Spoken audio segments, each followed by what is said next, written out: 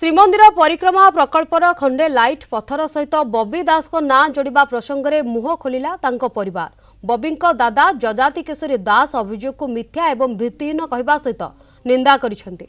बबी नाँ और ख्याति को बदनाम करबा पई यह एक सुपरिकल्पित षड्यंत्र बोली पालटा अभियोग करिसेंति।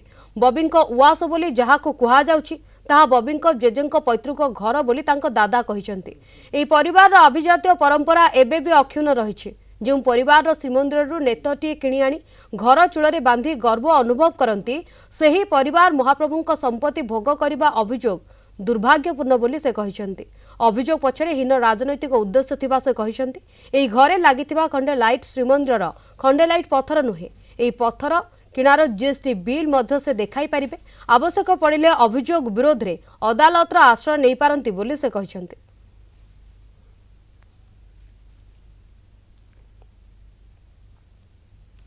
आमे सात भाई आमे साधुओं को उवास रे जन्म होइछु एवं Bobby is born with a golden spoon not a silver spoon he is born with a golden spoon गोटे सुना चामचर जन्म होइछु से आमे सात भाई आमे पांच भाई चारि गणी आमे दुई भाई रहिछु आमे साधुओं को उवास बॉबी रो केबे उवास हला उवासटा साधुओं आमे तो आज पर्यंत क्लेम करिनु जे एटा आम उवास आमे जानछु साधुओं उवास एवं अंचल समस्त लोक जानछथि।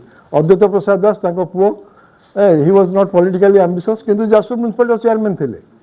पॉलिटिकल इन्वॉल्वमेंट आम परिवार को छाड़ीनी गत 100 वर्ष है आमर आम परिवार जो राजनीतिक इतिहास रही भाइब्रांट रही भविष्य भी भगवान का आशीर्वाद रही आम कि करूँ आम भावना आम बंचेक रखीचु आम भावु ये प्रभुंर आशीर्वाद।